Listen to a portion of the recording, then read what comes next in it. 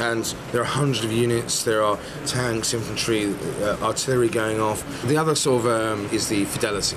The individual pieces of military hardware, vehicles, all those are sort of crafted and simulated to look and be as near to the real thing as possible. And then finally is the AI. The AI is unscripted. You don't sort of walk across a trigger and this guy comes out and you shoot him and literally every time you cross that trigger, he'll do it. So it becomes predictable. AI is unscripted and is given commands, but it figures out for itself on the fly how to fight you. So if you fight differently, they'll fight differently. So it's much more organic, it's much more harder to predict. Ensimmäinen Operation Flashpoint sijoittui vuoteen 1985 pienelle saarelle, jossa ottivat yhteen Yhdysvaltojen ja Neuvostoliiton sotilaat sekä kapinalliset. Kakkososa sijoittuu nykypäivään pienelle Japanin pohjoispuolella olevalle saarelle, josta tulee öljylöytöjen jälkeen kiistakapula Venäjän ja Kiinan välillä. Pelaaja toimii amerikkalaisjoukkojen riveissä, jotka on lähetetty vapauttamaan saari kiinalaisilta yhteistyössä Venäjän kanssa. Millaista toimintaa Operation Flashpoint Dragon Rising tarjoaa yksinpelikampanjan puolella?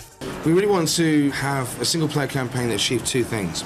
On the one hand, guys who really knew the game series very well and knew what they wanted to do, revisit that whole Operation Flashpoint experience, but with this whole new layer of technology and detail that we put in. For people who hadn't experienced Operation Flashpoint before, they could actually enter a campaign where they could observe and see how war was fought and pick it up themselves and then get into it. So we actually put you under the command of an AI officer for a couple of missions, and you actually see how he fights using modern military tactics and infantry tactics and learn from him.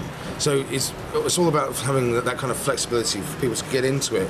And then once the campaign gets going, much more about you driving your choices. But you're not the center of everything. You're just another soldier in a huge military machine.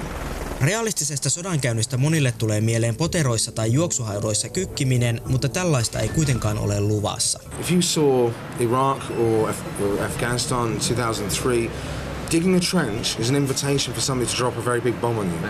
Because it marks on the terrain, I am here, I am under the belief that somehow digging a hole is going to save me. In a fast-moving, high-mobility warfare, guys might dig what's called a slit trench. It's a tiny, about 2 inches deep, to sleep in, to give them some shrapnel cover, but it's just not something that gives you much benefit. Juoksuhautojen kaivamisen toteuttaminen pelissä olisi vaatinut paljon työtä, eikä se olisi ollut vaivan arvoista. For guys that haven't seen Operation Flashpoint before, this is a chance to see that FPSs can be very different. FPSs don't have to be about tunnels and about scripts and about basic AI. This is a whole other way of playing FPSs, and that should be quite cool. Operation Flashpoint Dragon Rising julkaistaan viimeisimpien tietojen mukaan PlayStation 3 ja Xbox 360 konsoleille sekä PC-koneille tulevana syksynä. Viikon ensimmäinen Java-peli Brain Tester 24-pack Volume 2 tarjoaa 24 älypeliä aivoja kutkuttamaan. Miniharjoitteet haastavat pelaajan havaintokyvyn, muistin, keskittymistaidot